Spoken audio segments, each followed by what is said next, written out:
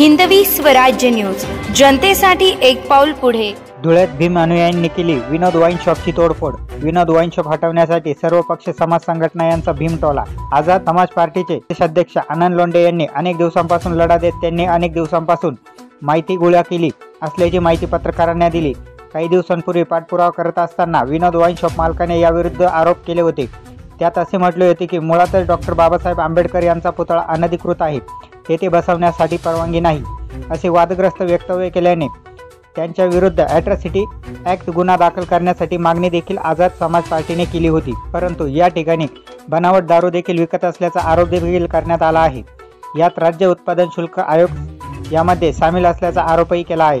उत्पादन शुल्क 1996 ते 2010 पर्यंत माहिती देण्यास टाळाटाळ करत असल्याने ही दुकान काही दिवसांपूर्वी केवळ रमानी यांच्या नावाने होती। त्यानंतर विनोद वाईन शॉप स्थलांतरित होईल सविता नागेश गलानी यांच्या नावावर कसे झाले, असा पुराव्यासहित आनंद लोंढे यांनी प्रश्न मांडला।